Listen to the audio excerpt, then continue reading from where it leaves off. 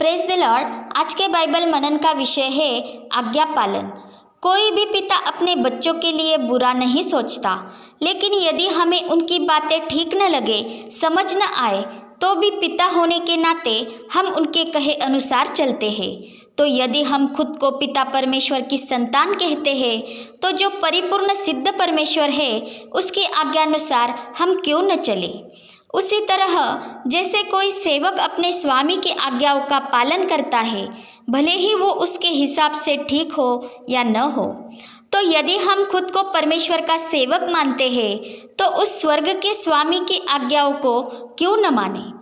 प्रभु यीशु कहता है, यदि तुम मेरी आज्ञाओं को मानोगे तो मेरे प्रेम में बने रहोगे, जैसा कि मैंने अपने पिता की आज्ञाओं को माना है और उसके प्रेम में बना रहता हूँ।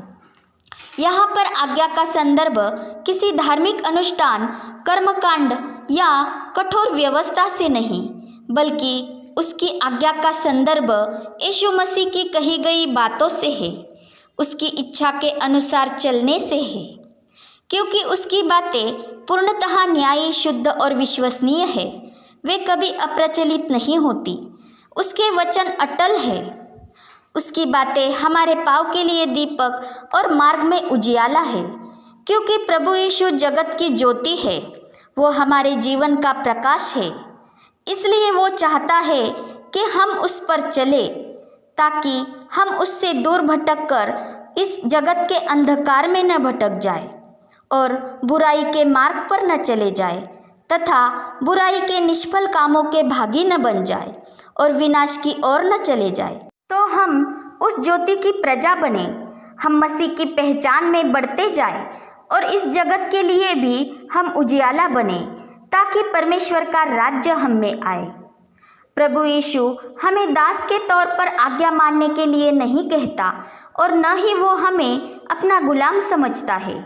वो हमसे इसलिए आज्ञा पालन चाहता है ताकि हम उसके मार्ग में रहें, हम भटक कर विनाश की ओर न चले जाए और उसका आनंद हम में बना रहे और हमारा आनंद पूरा हो जाए। क्योंकि परमेश्वर का राज्य खाने पीने में नहीं, परंतु धार्मिकता, शांति और उस आनंद में है जो पवित्र आत्मा से प्राप्त होता है। और जो कोई इस रीति से मसीह की सेवा करता है, वो परमेश्वर को भाता है और मनुष्यों में ग्रहण योग्य ठहरता है। तथा यीशु हमें दास नहीं कहता, वो हमें मित्र कहता है। वो हमारा सच्चा मित्र है और उसने हमारे लिए अपना प्राण देकर अपनी सच्ची मित्रता साबित की है।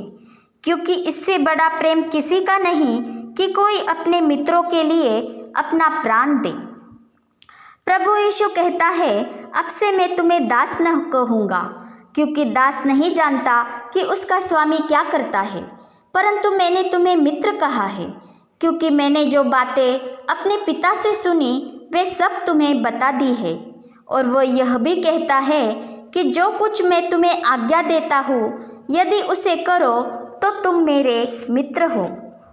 उसने हमें इस संसार में अकेले ही आज्ञा पालन करने नहीं छोड़ा है।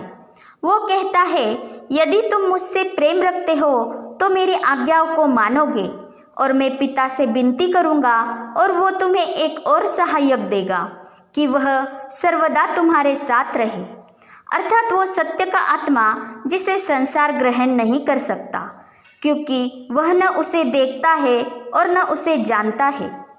पर तुम उसे जानते हो, क्योंकि वह तुम्हारे साथ रहता है और वो तुम में होगा।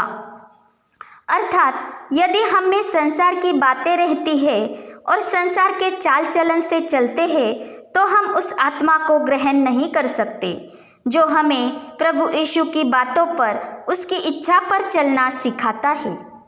इसलिए हम उसकी आज्ञाओं को बेझिझक क्यों न माने, जो हमारे ही भलाई के लिए होती है, जिससे हम ही आशीषित हो जाते हैं। हम प्रभु यीशु में बने रहते हैं और फलते रहते हैं। पिता परमेश्वर का प्रेम, प्रभु यीशु मसीह का अनुग्रह और पवित्र आत्मा की सहभागिता हम सभी पर बनी रहे। आमीन।